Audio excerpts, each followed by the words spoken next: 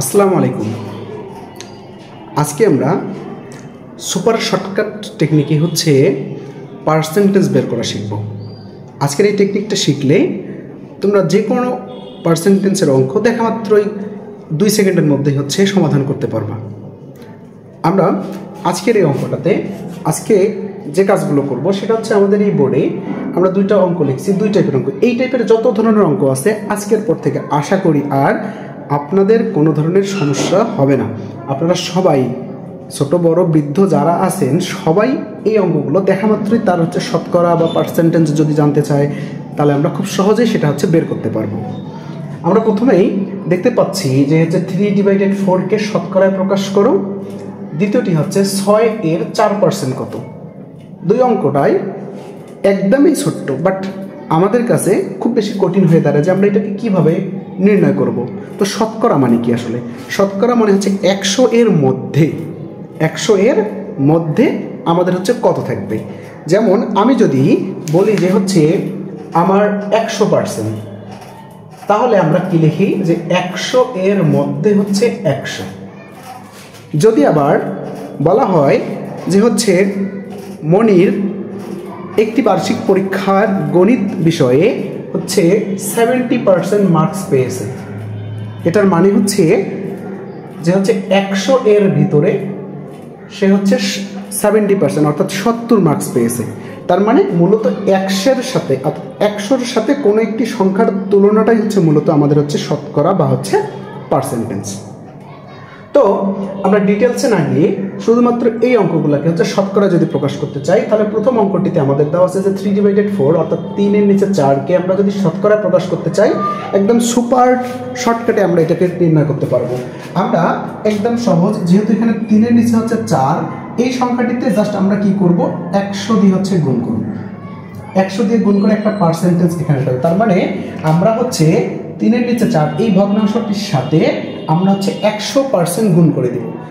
ভালো করে মনে রাখতে হবে 100%, শুধুমাত্র 100 কিন্তু নয়, 100%। সেক্ষেত্রে আমরা এখন যদি 4 দিয়ে 100কে কাটাকাটি করি তাহলে 4×25 কত 100, তাহলে 3×25 কত হয় 75। তার মানে এখানে পার্সেন্টেজটা কিন্তু থাকবে, এই পার্সেন্টেজটা বসাতে হবে। তাহলে আমরা এখানে পেয়ে যাবো 75%। 75% মানে যে 3 এর নিচে 4কে যদি আমরা শতকরা প্রকাশ করি তাহলে এটা 75% হয়ে যাবে। কত সুন্দর না, কত ইজি। আমরা একটু যদি মনোযোগ সহকারে দেখি তাহলে মনে হয় যে এই টাইপের যত ধরনের অঙ্ক আছে সবগুলো আমরা খুব দ্রুত, খুব অল্প সময়ের ভেতরে সমাধান করতে পারবো। ওকে, তাহলে চলো এবার আমরা 2 নাম্বারটি করতে যাবো। 2 নাম্বারটিতে বলা আছে যে 6 এর 4% কত। 6 এর 4%, কার 4%? 6 এর বলতে আমরা কি বুঝি? এর বলতে আমরা বুঝি গুণ। এর বলতে কি? গুণ। সো আমরা পরেরটা যখন করতে যাবো 6 এর, তাহলে আমরা লিখবো 6 এর 4%। একটু আগেই তোমাদেরকে বলা হয়েছিল যে পার্সেন্ট কি। আসলে পার্সেন্টটা 100 এর মধ্যে তুলনা। আপনি যদি ভালো করে লক্ষ্য করি 70%, তার মানে 70 এর নিচে 100, আবার এখানে 100%, তার মানে 100 এর নিচে 100। তাহলে 4% বলতে কি বোঝাবে? 4% বলতে বোঝাবে 4 এর নিচে 100। তাহলে আমরা এখানে লিখতে পারি যে 6 এর মানে গুণ। আমরা এখানে 4% বলতে 4 এর নিচে কত লিখবো? 100 লিখবো। জাস্ট এখানে আমরা একটু কাটাকাটি করবো, তাহলে আমাদের উত্তরটা আমরা পেয়ে যাব। তাহলে দেখো আমরা যদি এখন কাটাকাটি করি তাহলে আমরা এখানে 3 দুগুণ 6, 50 দুগুণ কত 100। আবার এখানে যদি আমরা লিখি 4 এককে 4, সরি 2 দুগুণ 4, তাহলে 25 দুগুণ কত 50। তাহলে আমরা এখান থেকে কত পাচ্ছি? 3 দুগুণ 6, আর এখানে কত পাইলাম 25। এইটাকে জাস্ট আমরা কি করব?